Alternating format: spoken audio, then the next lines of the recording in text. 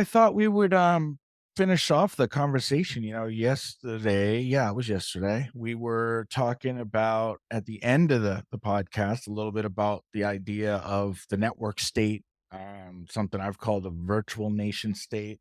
But basically, this idea that with the technology available to us today, you could basically form an entire government using blockchain technology and various other technologies to effectively create your own government and invite people to it. And you can even get recognized in like foreign relations with other countries in the world. It's kind of a crazy thing to think of, but this is actually real and doable. What's your experience with the idea of the network state? I know you've written on it a lot. I've written quite a fair bit. I want to relate to I think it's a Hollywood movie. I'll have to find the name and share it.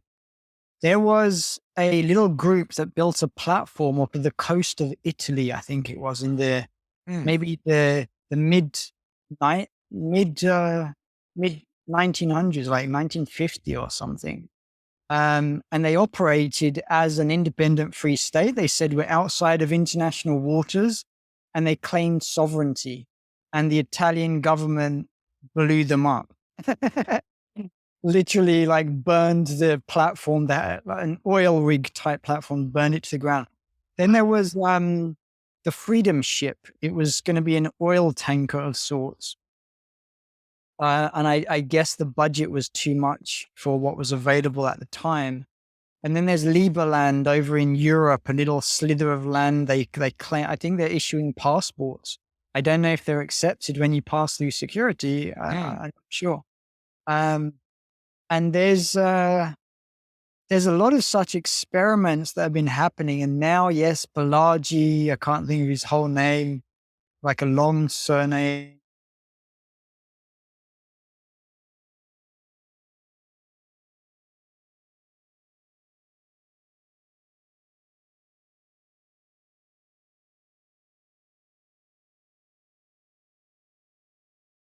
nation states, and allowing people to congregate through shared interests, and once that's big enough to go to the local nation states and negotiate. Well, we know that there are special economic zones: Dubai, Singapore, Hong Kong, Monaco, and now there's a new one in Honduras. And this is just in the past, again, year or so, called Prospera. They are on the island of Roatan. They recently got $100 million investment, and they bought an existing resort, and they're buying like thousands of acres. I think it's 3,000 acres on the Bay area, like one corner of this very big island off of the coast of Honduras. And they have already negotiated a special economic zone rights with the Honduras government, which means they're allowed to run their own regulatory approach, their own taxation, uh, and they're doing it. They're building some buildings, and they're inviting people, and there's medical bioscience research happening now in Prospera with very different, obviously, regulations and lower costs than is typical in the US. Um, my hope is that this one will become a beacon to others, and others will start to rise up. And it's a big part of this economic transition where governments are going to be out competed one way or another. And a big part of it is this concept of nation states. I like how you think of it as a virtual network state. Maybe you can say more. Yeah, I think the idea of virtual just so that, it can be a little bit more easily understood in someone's mind. Because, network state could mean a lot of things, although I get that definition. But um, adding virtual, I think, just gives people the concept that this is something that can be entirely created, um, in a sort of virtual sense from like actual metaverse, right? There's this sort of metaverse element that it could contain if you wanted to. And two, actually, owning some property somewhere and sort of planting a flag in the ground, if you will, for this new, you know, uh, this entity, right? It's an entity. It's a community of people, but coming together in a way that you're setting every facet of society up. You're setting the laws, you're setting the rules, the of elections and guidelines for various parts of day to day activities, how people live and work and play, and you know, um, there's really interesting um, ideas out there about this concept that government is basically um, there to protect you from violence. That's really like its role. It's basically a thug, right? That the whole reason why you sort of subscribe and remain a citizen of a modern government is that it's protecting you from violence. So you don't have to defend yourself at every turn. And that makes sense, right? That's sort of the base social contract, which, years and years and years and years ago, going back to like medieval times, that's something that knights actually did, right?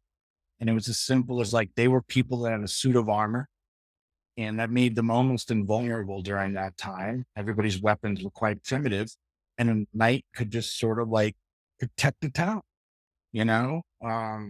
Probably not from, hundreds of people, but if you had a knight and 10 farmers, you had a pretty formidable, crew to defend, yourselves from raiders and thieves and whatnot, right? And you paid them for it. That was the reality. And you paid them tax essentially, right? For them to protect your little village. And so, that's obviously evolved and iterated into kings and so on. But it ends up coming down to the fact that, the government controls an army, a military that can defend you from foreign powers. Well, what happens in an age when maybe that's not as big of a deal? And the critique that I'd read was really around this idea of, you know, this mattered all the way up until history, until the information age, because the way you made your money was in one place. You couldn't leave. So you had to defend it, right? The farmer example I just gave. The farmers aren't going to just pick up and leave because thugs move into the neighborhood. They don't have anywhere to go. They need land to farm. That's how they make their money. Blacksmiths got a shop and stuff. Like you can just pick it up and move it. It's not portable. All the way to the industrial age where it's like companies are making multi-million, even multi-billion dollar investments in factories and physical plants. Like if they're sick and tired of what the government's doing, they can't just pick that stuff up and throw it on a boat and fly it around the country, right? I mean, to some degree, transnationals can do that slowly and have, in response to government taxation policies and whatnot. But again, it's pretty difficult. And for the average person whose job is associated with this brick and mortar business, they can't easily move either. But in the digital age, when people like us can work from anywhere on earth, governments are now like something you shop, right? You go, okay, what's available to me? Well, indeed, and it begs the question that governments are going to have to change as fast as our technology is enabling us to change from the other side. I think what we're saying basically is that the history is full of fiefdoms, which is lords and their power to have authority through force, and mafia, which is what is that? A slightly less organized version of fiefdoms. Um, um, and and it brings us up to today. So to think that the men in suits called politicians who supposedly are voted are not the same kind of manifestation of authoritative force-backed control is naive. And unfortunately, a lot of people vote. There's an old joke I like. It says, if voting had the chance of changing anything, they would ban voting. Yeah. Some right, they would ban voting. So so we're just stuck. But we're transitioning with technology, and now the governments are going to be looking for, well, how can we maintain the same authoritative control and ability to extract value? So these are, again, another besides all of the AI stuff, just technology, just blockchain, Web3, um, digitization is creating massive pressure on social structures and government structures.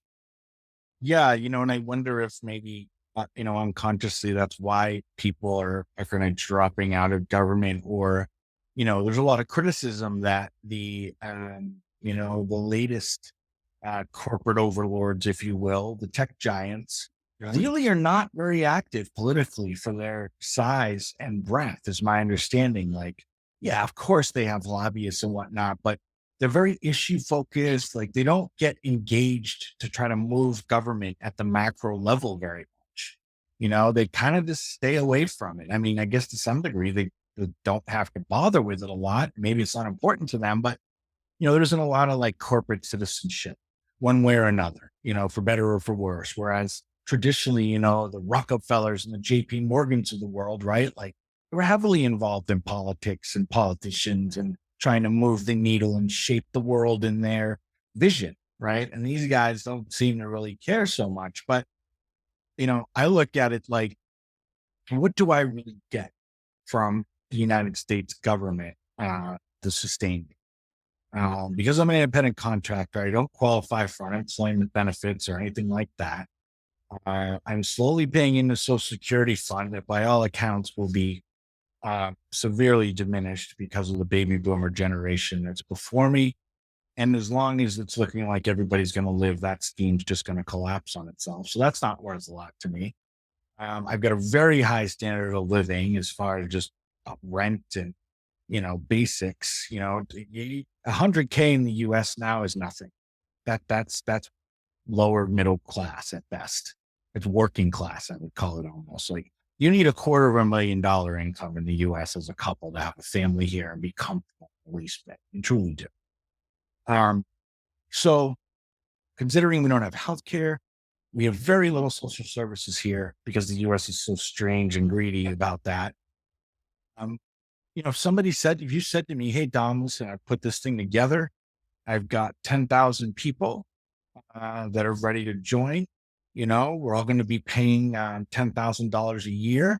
And these are the services you're going to get. We've got a decentralized health plan you're going to pay into, and you can submit if you need, medical care anywhere on the planet, get your bills covered and so on. We've got decentralized retirement fund that's going to, robo invest in a sort of standard, minimal, average risk plan. And it's going to pay about 6% a year on average, you know what I mean? And so on and so forth. And oh, by the way, I mean, you can live anywhere in the world and be a part of this. I'd be all over it in a second. And then I could move wherever I want. Doesn't matter. And then Yeah, one of the traps the US. and the final point, I suppose, is that people will say, well, if enough people did that, you'd have the governments coming after you. And it's like, well, in what manner? If the people are all over the planet, we'd just move. We'd just move around. I mean, they're not going to spend, come on. It would be extremely difficult for a government to track even tens of thousands of people around the planet who are constantly moving. And for what? What kind of PR would that be? Right? What have we done wrong? Nothing. Yeah, people have been exiting for decades, and I guess it's just as long as a tipping point doesn't happen. And you're right, it's like if people are left. I am hearing talk of global taxes for more than just the US. I think to me, the worst thing in the US is that citizens have to pay tax on global income, even when they're not living in the US. That, to me, I don't know. how they wrangle that, but it is insane. It is like beyond insane.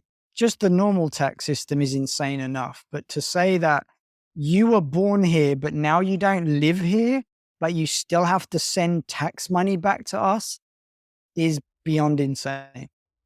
There is this concept called the PT, perpetual tourist.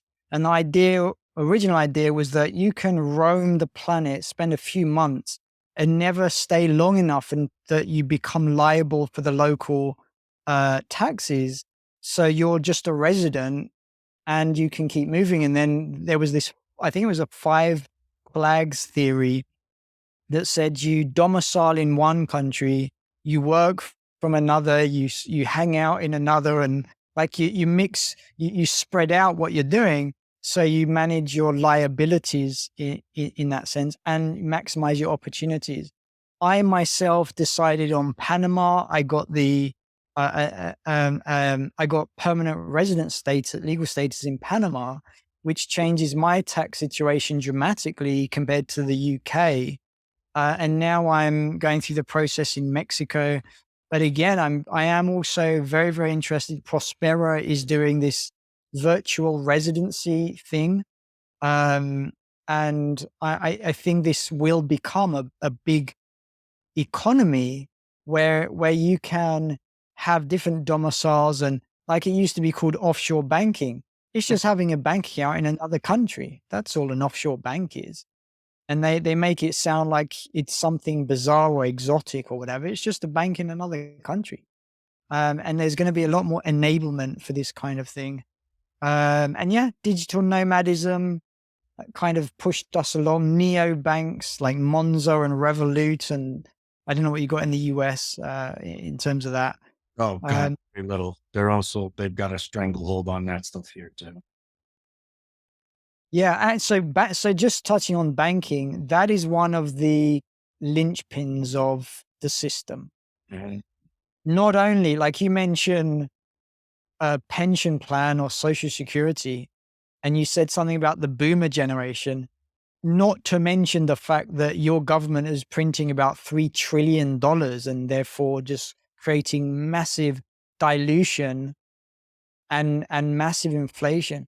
I think my economist guy, Martin Armstrong, he's projecting collapse of pension schemes over the next 10, 20 years. Sure. Um, you know, again, we come back to the same theme. We're going to have to find a really strong, positive, specific, practical direction for people to take. But it is not looking good on so many different levels and different fronts for the next 10-ish years. So check out Prospera. I think that is a positive thing to do, even if you don't want to move there or take Sure. it up or their residency. For folks at home, check out a practical living example of something that is being done today. Prospera's core team are looking to use Honduras or Roatan as a model to then go and put it into other locations around the world. So it's like a franchise, free private state kind of concept. So they want to be able to help negotiate special economic zones in different countries, and then they've got the regulatory standards and whatever. Um, it's exciting. I really want to go and visit. I'm in touch with a few people in Prospera. I'm on their Discord and their Telegram and trying to like understand more. And so hopefully I'll be able to go and visit them next year, at least. You're almost there, man. You're almost in. You're ready. Well, no, to your point about what's the practical application here? You know, our our our podcast is exit strategy, and it came from a bunch of different things that we've talked about, but you need one. But that's the first answer. The first answer is we're sitting here as people who work on the cutting edge of technology, have exposure to a global population of people that we interact with in various capacities because of our work. And have essentially studied a lot of this stuff from AI to economics to finance to business and psychology and so on. And I'm telling you from the front line, it's not like the zombie apocalypse is on the horizon. That's not what's happening. But you need to exit a lot of these traditional systems. That's the first point. You need to be thinking about where you're going to go because they're not looking like people forget. We happen to be in the longest period of peace in human history globally. We haven't had a global conflict, global scale conflict. The until longest ne- ever. It's 80 years. It's the un- longest. until until next year. Well, maybe, right? But the point is, it's been a very, this has been an anomaly, guys. Normally there's been really major things, global depressions, collapses of banking. Like this stuff happens. This is common in human history. It's not common in the short term, but over decades, it's common. Something like this is on the horizon, namely that the information age is going to have to make room for itself, right? This is an entirely new era. AI will change everything. It already has. You just don't know it yet. There's a long tail coming that you haven't felt, and you will. But you need to start thinking about these alternatives. And a big part of it is diversification to start with. Get yourself educated into a variety of things, start seeing what makes sense to you, and then start taking a little interest, get a little Bitcoin, maybe get a bank account in another country somewhere, just sock some money away there. I mean, buy a couple of mutual funds there or something, just off the radar. I mean, I don't know. There's lots of different ways to do this, but look into these alternative places. Maybe pick up a passport from Estonia or something. Like you're going to need flexibility. So for now, my recommendation to people is options, options, options. Just make sure you not have finan- not not financial advice, but opportunity advice and get yourself a lot of options. No, really, it goes beyond finances. Get yourself location options, places you can go, places you could live. Get yourself, of course, financial options, but then also, just work wise too, right? I mean, you might be in a really steady, stable job right now, and that's great, but what happens if that's gone? What if AI does disrupt your field and overnight, there's the thing's practically extinct. That's a very high possibility. There are fields where that will happen. So what else are you going to do? What other skills are you developing? Educating yourself on and so on. Like that's the future. The future's flexible. That's my closing message. What's yours? no, I like it. Flexibility, you mentioned diversification, um, stack precious metals. Gold and silver will have their day eventually. Yeah, Um, what else? I think, yeah, I think it's a theme we'll have to keep coming back to. I guess curiosity and not from the panic s- of of stress, because that you're going to burn out and you're going to go back to Netflix and eating potato chips. But do it from a point of positive opportunities. Like look at things that you couldn't do before, global travel and just international lifestyle and more time in tropical places or whatever appeals and attracts you. Go and invest your time in being curious and learning about those opportunities. And so you're orienting in a positive way instead of thinking you have to run away from the shit hitting the fan. sure. It's more case of how can I better myself and my life and for my family and friends or whatever, and make it fun, but make it a good level of priority in your life. Sure. All right. Well, wrap it up. We will talk to everybody soon, of course, coming near the end of the 30 days but we'll still be with you and we're starting to figure out what our frequency is going to be. It's definitely going to be at least a couple times a week, but we'll let everybody know soon.